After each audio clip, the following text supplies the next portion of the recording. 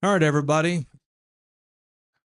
This last session of the day, we're going to talk about some of the guidance that you're going to have for asset management, the minimum requirements when dealing with your ARP funds. So just a little bit about us to start out with. My name is Ethan Carter. I work as the program specialist with TAUD.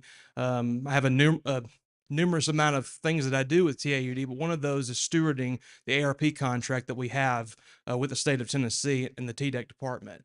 Um, and part of that is dealing with asset management planning. Back in 2022, I was part of the group that actually developed the guidance documentation for that, as well as the templates that you're using now to build your asset management plans. Um, we've also got Chris Marlow here.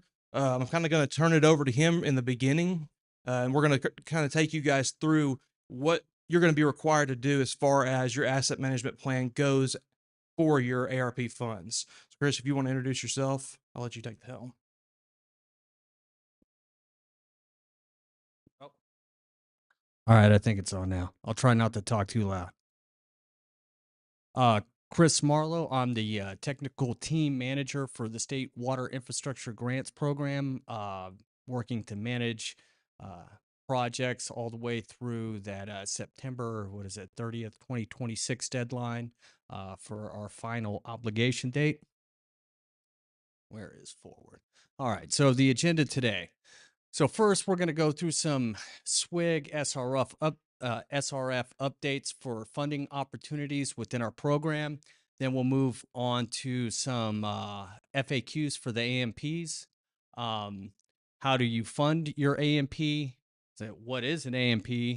And then we'll move on to the Tennessee scorecard, capital assets in an AMP, the 5 components that comprise your AMPs, and then any additional scorecard requirements, how you build it, and then do a brief wrap-up Q&A. I know it's the end of the day, so I'm going to try to hammer through this as fast as I can so nobody's falling asleep.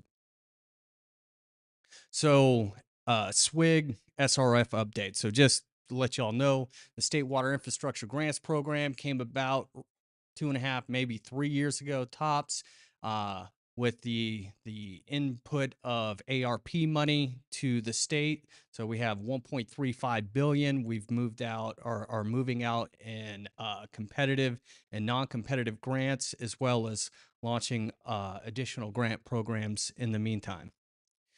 So AMP funding opportunities. So right now we have two AMP fundings opportunities outside of the ARPA funding. The first is a closed solicitation based off of the SRF 2022 priority ranking list. We've sent out emails to utility districts and entities that were on that PRL list. So if you've gotten that email and haven't responded back, please do so. We're looking to have all the applications open and linked by the end of the month. And then we expect to open a second AMP grant for fiscal year 2023 sometime in the winter of this year. And I say winter, and I started talking in months and 3 months or seasons because there's a lot of moving parts. And whenever we give you a hard date, it turns out to be wrong. So expect it in the winter. We're also facilitating other grant opportunities. We did an initial lead service line inventory grant solicitation. We had roughly $16.5 million to give out for that. We only satisfied about $8.5 million of that. So we've got 8 to 8.2 million left for a second solicitation. So also expect that in the winter of this year. Now we have some drinking water SRF funding that's available. So for federal fiscal year 2023, the drinking water SRF supplemental capitalization grant is $89,756,000. Didn't require a state match.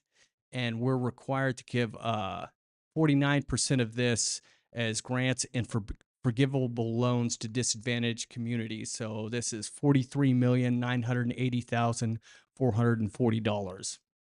So the eligible categories for this, uh, any LSL inventories, technical assistance, as well as full LSL replacement. And we're looking for, or the eligible applicants are your public water systems.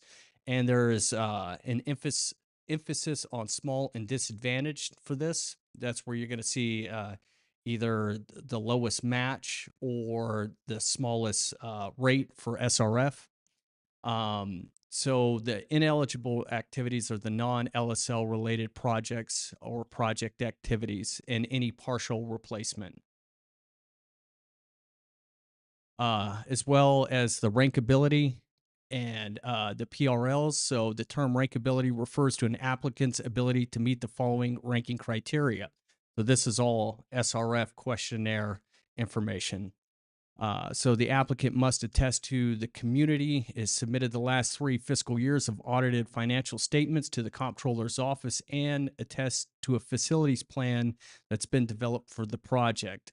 In addition, so our state water infrastructure grants team uses the grants management system Smart Simple to manage applications, procurement, reimbursement, site inspections, deliverables. So we're in the process of moving SRF from paper to the grants management system. So we have ranked versus unranked projects. So the PRL contains a list of all eligible project entities provided during the solicitation period, and all these projects that meet the definition of rankability were scored, ranked, and listed above the ranking line on the PRL. And this is where we got that 2022 PRL list for the asset management plan grants. And then we have unranked projects, and these are projects that are not rankable, are listed below the ranking line. And once a project meets the definition of rankability, SRF may rank it and move it above the line at the end of the rank list. And here we get to loan principal forgiveness. So entities must meet one of the following criteria to be eligible for any SRF subsidy. So disadvantage, where you have an ability to pay index of 50 or less.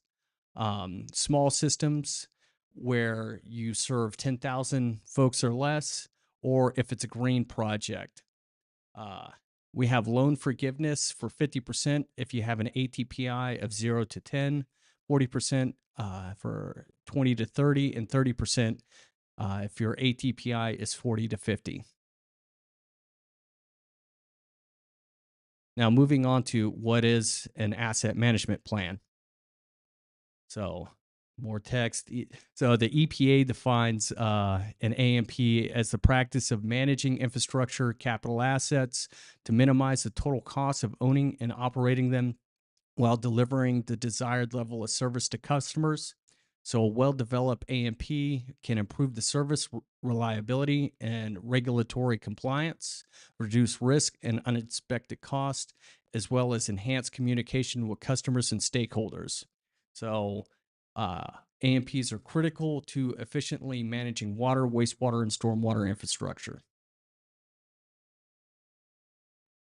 So a comprehensive AMP that's aligned with the state standards bolsters a utility's technical, managerial, and financial capacities. So you can deliver reliable drinking water, wastewater, and stormwater services. We've kind of gone through this information. So just say, if you don't know what you have, it's difficult to determine what you need.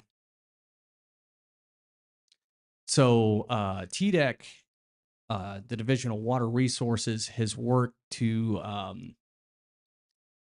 TAUD to present a standardized process for our asset management plans, and we want to create consistency across the state and through different funding organizations, because we have multiple organizations that will fund these asset management plans.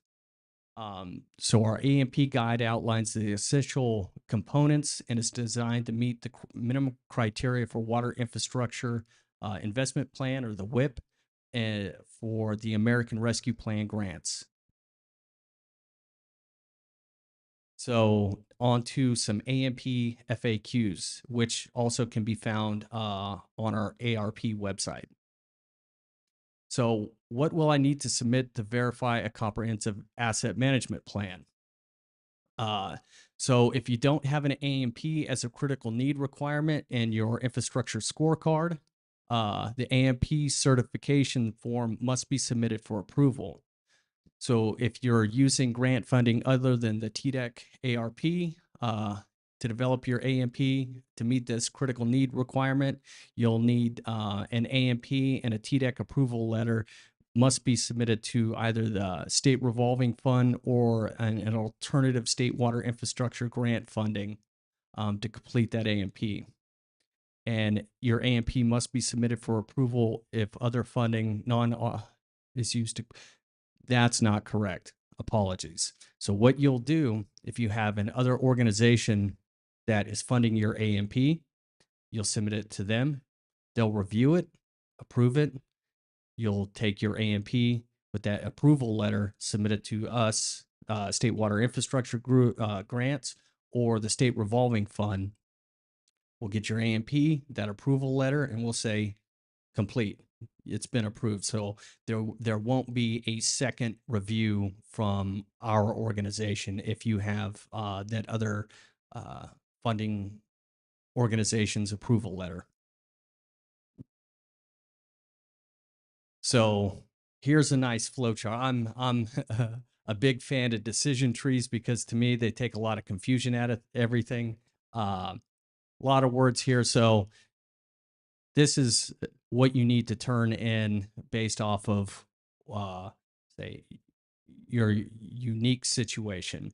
So you can look here and say, is my AMP a critical need on my scorecard? Yes, no. If it's no, all you need to do is submit an AMP certification form under your deliverables within the GMS system. Yes, then you come here, am I using SWIG or SRF funds to complete that AMP? Move down. So here you see that the AMP is required to be submitted to the ARP grant program. If you're using an alternative funding to complete this AMP, you would need to submit it to them, have it approved, and then submit that AMP with that approval letter.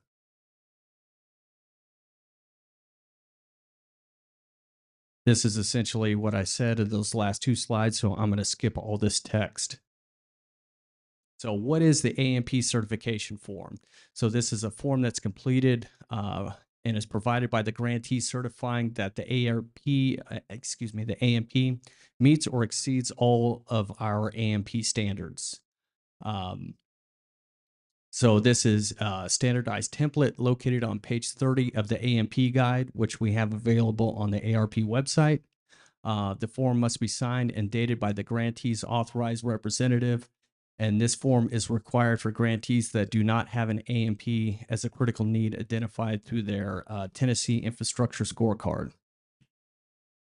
If I'm submitting an AMP certification form, am I also required to submit my AMP? In most cases, yes. However, if you don't have it as a critical need requirement, then you only need to submit that AMP certification form.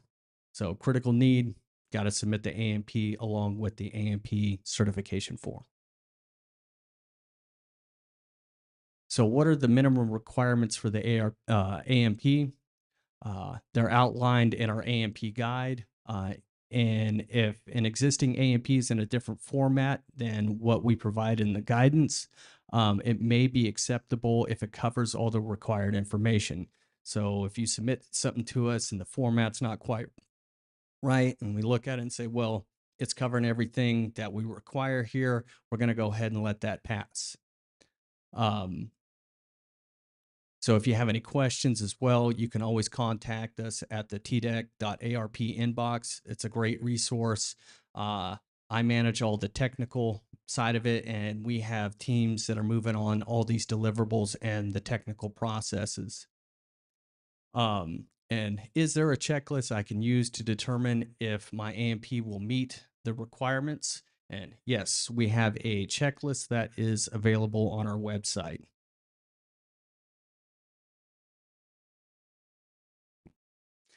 Okay, now does the AMP need to be completed for each water infrastructure system included in the application? Yes. So if you have a drinking water system that has a critical need for AMP, excuse me, you got to complete that asset management plan for your drinking water system. Same thing for wastewater. Now, what should I do if my AMP is delayed or becomes under budget? So you should inform us well in advance of this. I'll just say that cost overruns have been happening everywhere through the ARP program. So just be prepared for that. And if you're running into issues where you need to transfer money from one project to another, we have workflows designed to handle that. Contact us as soon as you can through that TDEC.ARP inbox and let us know what the issue is, and we'll work with you to move money around so you can complete these projects. But the AMP is going to be, if you have to dump two projects to make an AMP happen, the odds are that's what's going to need to happen. So the question here, and I'm going to push this pretty hard, is so what if my utility can't afford an ESRI license? These are expensive. There are no cost solutions out there. I recommend QGIS. This is available for free from the University of Hawaii, Honolulu. Group of professors wrote this program. You can go and download it. You can download it for Apple, Linux, PC. It works very similar to the ArcGIS setup. In a lot of ways, I think it's simpler for, say, not for the layman to come in and to create shape files and digitize, as well as georeferencing. That a lot of it just seems more intuitive. But essentially, with QGIS and a telephone that you already have, you can go map everything you need to do for free. There is no need to pay for these expensive licenses, especially if you're dealing with small disadvantaged utilities. The cost for ESRI should not be a barrier to create a digital map. And say if your utility is lacking knowledge of how to operate GIS software, contact us, and we'll be able to, we're going to put trainings out on basics on how to digitize georeference and get it into the correct file format to meet the requirements of the digital map. And I'll say a digital map isn't just scanning a map and having it as a digital overlay. You need the shape files or a feature class if you're using an ESRI product, which has the geolocation and the table of that attribute there. So funding your AMP. So AMPs can be funded through the State Revolving Fund or SRF or our SWIG program, as y'all are probably familiar. It's through the non-competitive ARP. We fund a lot of AMPs there, as well as our two funding opportunities that we have coming up off the 2022 PRL list for AMPs and the additional AMP funding that we're going to open up hopefully in the winter of 2024. As well, AMPs can be funded outside of SWIG and SRF. And if that is a critical need on your scorecard and you're getting it funded outside of our SRF or SWIG program, essentially all we need is just a letter that verifies that you have that funding source. Now I'll hand it off to Ethan to go over this next section. Yeah, so We're talking a lot about, AMP because it's become such a hot topic, especially with the ARP requirements. Thank you, sir. Um, and it's kind of important to understand the history of why this has become such an important subject. So we're kind of rolling back in time a little bit here. We're going back to 2020, 2021, um, when we built the initial scorecard. Okay. And when we were doing that, part of that was asset management planning. We wanted a management planning section because of how critical of an issue this is becoming. This is something EPA is pushing out, and it's not going away. Okay, and it is something that your utility should have.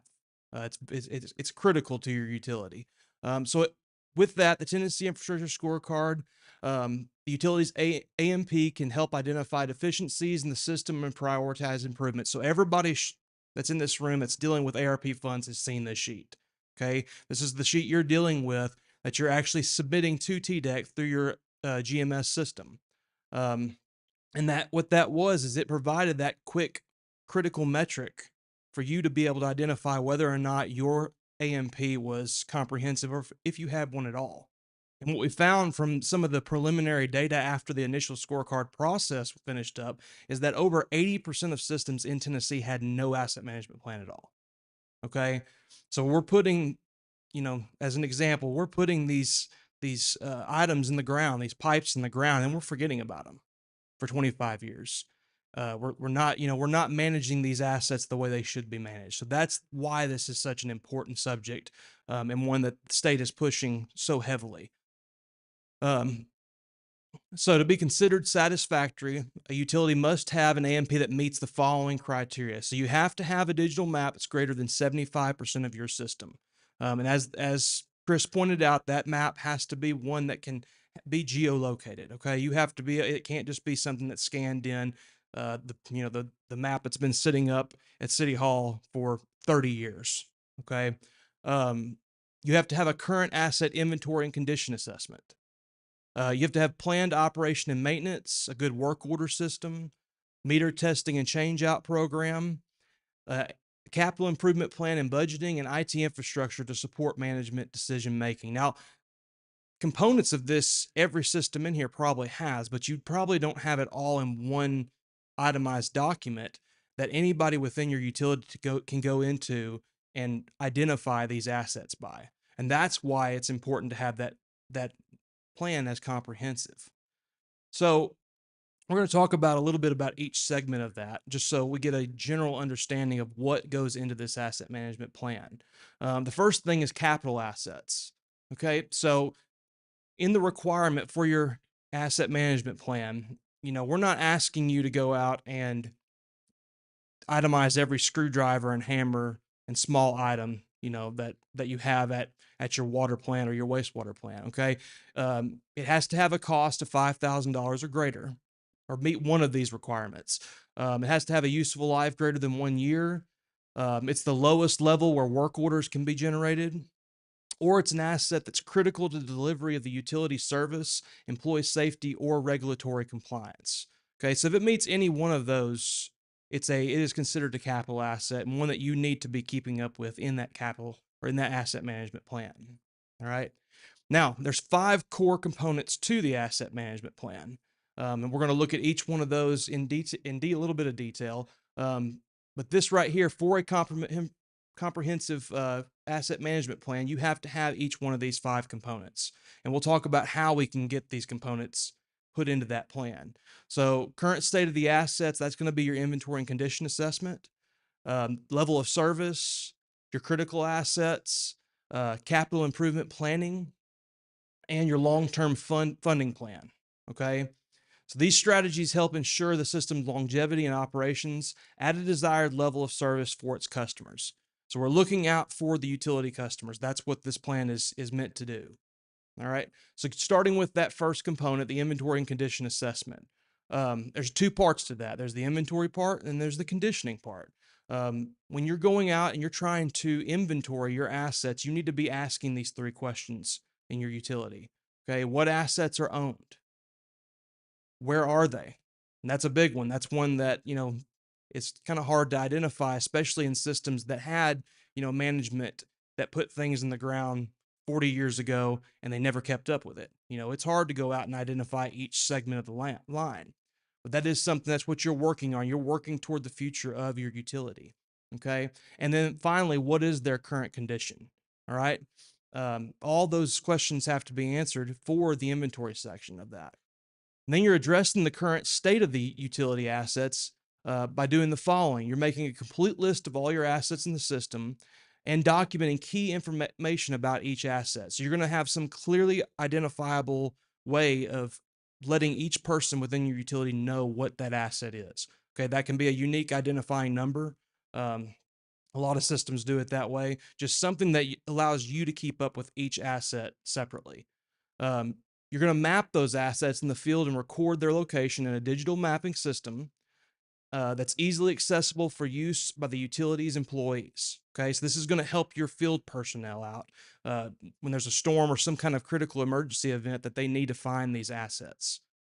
And then you're going to also assess the physical condition of each asset using the useful life of services and when the asset was installed or purchased. Okay, and that's easier said than done some of the time. Okay, but getting a general estimate is better than having nothing at all. All right. Now, the second component here is the level of service. Okay. This is the part that your customers are seeing. Okay. So that's why it's really important. Your level of service measures how well an asset, infrastructure, or organizational function meets its intended purpose. All right. It should be defined at the asset, the system, and the customer level, and should clearly define the required level of service if it's critical to successful utility operations. All right. So your customer is seeing these assets physically. All right. Those physical indicators tell them whether, what level of service that you're providing to that customer. So that's really important as well. Come on. There's also criticality. That's the third component. Some assets are critical to operations while others are not. Assessing that criticality should be considered when determining the level of investment of utility personnel and financial resources. So, is a booster pump station more important than a tank? What is the most critical piece of component within your utility? That's the utility system. That's what we're talking about here. Being able to identify that criticality list and then ranking it so that you can identify which project should be picked out first by what is the most critical. All right. So the criticality of the asset should be considered when determining the level of investment of utility personnel and financial resources. That's what we're talking about there. They should be ranked by criticality based on their likelihood of failure and various criteria relating to the consequences of failure. Okay, so both of those will be used in a well put together comprehensive asset management plan for you to understand how critical that asset is to your system. And then we have the minimizing life cycle costs, or your capital improvement planning. So once we've identified the assets, once we've found them, once we've conditioned them, figured out how critical they are, how are we going to pay for replacement of those most important ones? All right, you're going to engage in a capital improvement plan. Okay, so once you've developed it, once you've gotten all that information together, you're prioritizing the repair, the rehabilitation, and the replacement of those capital assets. And what this asset management plan is doing is it's taking the guesswork out for you and doing it all for you based on, formulas built into the sheet. Okay. Minimizing those lifestyle costs often involves balancing between operation and maintenance issues to preserve assets that meet the level of service requirements and capital investments in cases where existing assets cannot meet the required level of service. So, very important component here. And then finally, you're coming up with a long-term funding plan. Okay, you're putting all the pieces together and you're figuring out how you're going to fund that plan going forward. Okay, it's going to be critical in meeting future operation and capital improvement needs. Your drinking water and wastewater utilities owned and operated by local governments are legally required to set rates to cover operation expenses, debt cost, depreciation, and reasonable reserves. So that's where some of this comes into play. We have grants, we have loans, but we've also got to make sure that our rates are applicable to being able to meet those capital improvement needs in your system. Utilities may consider hiring an independent consultant to perform rate studies to ensure its rates meet all statutory and regulatory requirements. And some counties and municipalities have established a fee and or stormwater utility fund to respond to stormwater system needs. Okay. All right. Now, going out and building the asset management plan. What is, we've talked about the components of it, but what's involved in the actual process of building that plan? All right. Well, utilities should do the following to begin developing that plan. You're going to review the Tennessee Asset Management Plan Guide. That's the document Chris was talking about earlier. Okay. It gives you, a more thorough understanding of just those 5 components we've talked about and kind of formulates how to go about getting that in progress. You're going to make a list of information they have already developed, which is needed for the asset management plan template. You're going to use the companion Tennessee Asset Management Plan templates to assemble the minimum required data and information to begin building a comprehensive plan. So TAUD worked with TDEC a couple of years back to build a template for each of your systems, a water, drinking water, wastewater, and stormwater template. And it's available free on the state's website. So that isn't available to you to use. Now, the caveat there is that if you have an engineer or some other kind of outside source that's building your asset management plan for you, you don't have to use this asset management plan. It's just there to help you as a guide if you need it. Okay. And then finally, you're going to assess whether the AMP meets or exceeds all elements for the AMP standard template by using the AMP minimum requirement checklist. And we're going to talk about that in a minute. So if you go on the state's website, the easiest way that I do it is type ARP TN, click enter, and it's the first thing that pops up. Okay. You'll have a set of additional information at the bottom, and it'll have a list of these different things, and you'll find the asset management plan section. And you can find those templates, and you can find the guidance document as well as the checklist inside of that on that website. So again, we've already talked about the AMP guide. I'm not going to go through this again. Some additional resources. Have we already covered this? I think you covered this already. Okay.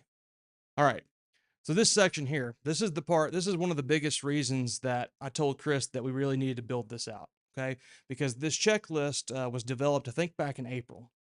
And this is giving you the minimum requirements that are going to have to be fulfilled for your AMP to meet what TDEC expects in order to be reimbursed for your asset management plan and for all your projects. So once you hit a certain threshold, depending on your project type, your reimbursements are halted until you provide this asset management plan document. And this checklist was developed to show you what you need to go through, what steps you're going to have to take in order to fulfill that. So I'm going to turn that over to Chris and let him kind of describe some of that to you.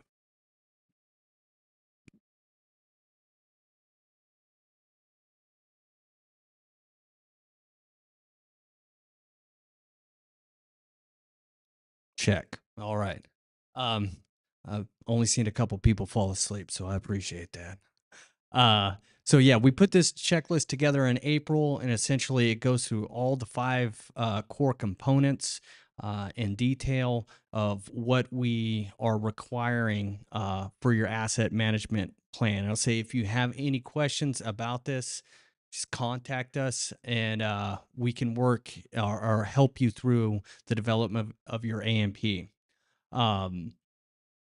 So the checklist and any subsequent personnel determination of an AMP acceptability can't replace that final AMP approval and acceptance by TDEC for utilities required to develop an AMP as a condition of SRF or SWIG funding. And Ethan talked about the reimbursements. I believe you can only be reimbursed up to 90% of your project if you haven't developed an AMP or your Tennessee infrastructure scorecard. So we'll hold that last 10% in reserve until you satisfy the needs of that AMP.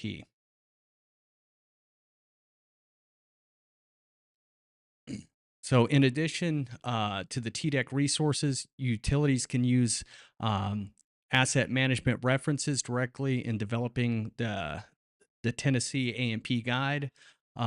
These are referenced on page 23 of the guide and include the North Carolina Department of Environmental Quality, Water and Wastewater Utility Evaluation Guidance document for asset inventory and assessment, capital costs, and operating analysis. The U.S. EPA reference guide for asset management tools, and the American Water Works Association leading business practices in asset management. And I just a note on that, I play the copycat game is find something that works well uh, and has passed and copy what format they did. You don't have to reinvent the wheel for this. And in fact, I had a professor once who said, just look at the journal, see how they write and format, and then copy that. I was like, simple enough. So that's my advice is copy format and points everywhere you can. So updating your AMP, so you need to think of this as a living document. So you don't just make the AMP one time and then forget about it, for 10 years. You need to update it continuously so that it can help improve the quality of your decision making. And as well, should be updated annually. So implementing your AMP.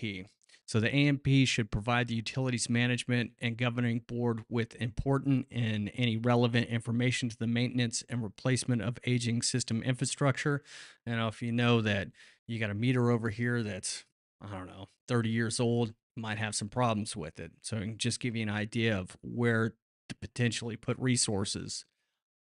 It can also be used in capital budget planning to ensure that utilities' financial resources are used efficiently and effectively to maintain and improve any infrastructure. And just as a side note, just so everybody's aware, so state revolving funds can't be used for operation and maintenance. It is an ineligible funding uh, uh, for our program. So both the state water infrastructure grants and our SRF are bound by those regulations. So this really needs to come from your rates and the money that you make. We can't fund O&M. So your AMP needs to act as an action plan rather than a list of recommendations. So it's critical to provide a roadmap addressing your deficiencies in your scorecard and how each of those will be addressed. Now we'll move to the Q&A.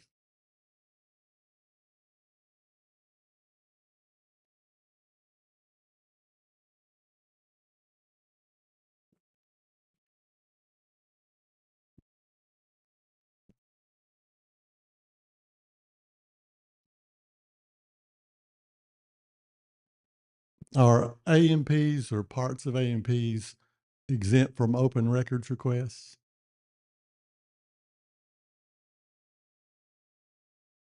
I don't know. Well, if we identify consequence of failure in critical parts. That seems so. I know there is proprietary information that can't be made for public record about certain things with utilities, just for infrastructure security. So I imagine that certain parts of the AMPs would fall under that. However,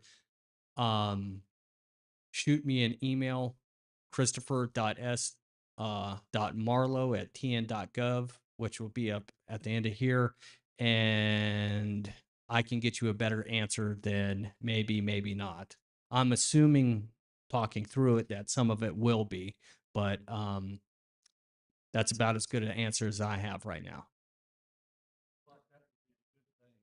It definitely, like, talking through it, I'm like, that seems like, we shouldn't just be putting out like, hey, here's some critical infrastructure. Anybody who wants to tear it up.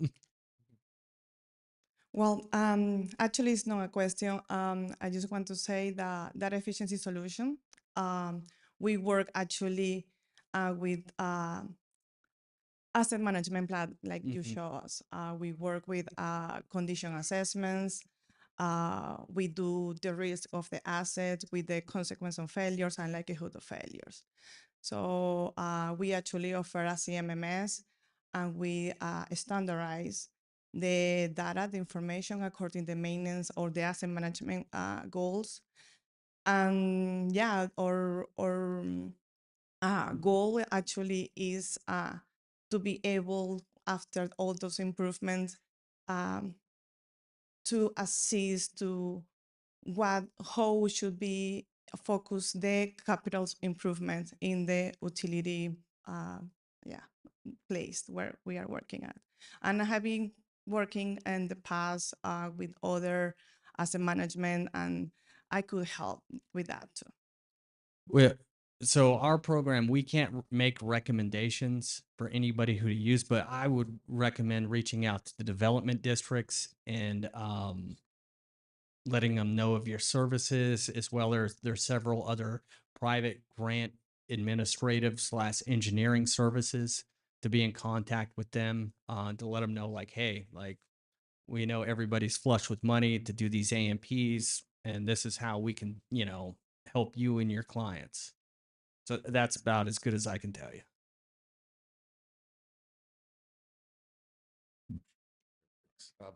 So I would imagine that the GIS mapping, you would want that on a secured site, password protected with some sort of access log. Yeah, we're working on that. Okay, so there's no guidelines currently, though. No, because of the criticality of the assets, we're like, ooh, like, we got to take a step back because we have geolocated critical assets. So we're going to work with our internal program and see, like, because of the influx of data we're going to have, how we're going to make sure that's secure. I'm talking about on the local end. Say we created a GIS mapping and we had it password protected, so our employees can access it naturally. But if somebody comes in, makes a Freedom of Information Act request, I would say we would deny that and refer to whom. Ooh. You get what I'm saying? There's security risk there. I don't have a good answer for you. It seems like I should have thought of that one beforehand, but what I'm going to say is I'm going to go and research states that have well-developed AMP guidance, because I'm sure this isn't the first time Surely that they're dealing with it. I'm sure, like, whatever state is leading the charge and is the gold standard of this, we're going to copy what they do, because it's all coming down to information security. But there is a resource we can reach out to if we ever run into that situation. I don't have one off the top of my head. Okay. That doesn't mean it doesn't exist. Let me talk with my teammates, Okay. and get you a better answer.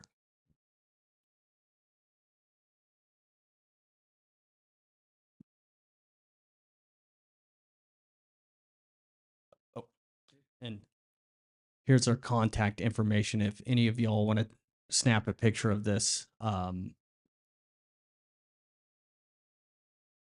So we appreciate everybody sticking around and listening to this.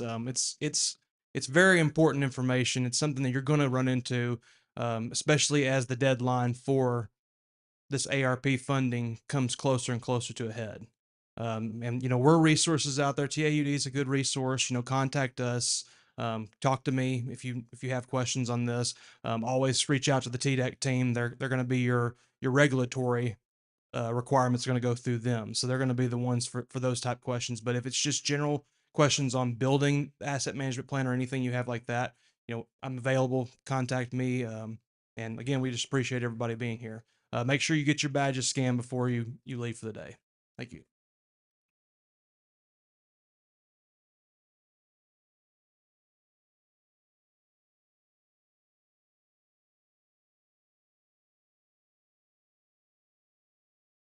And just so everyone knows, we will meet for breakfast tomorrow at 7 a.m. And that's in the ballroom C.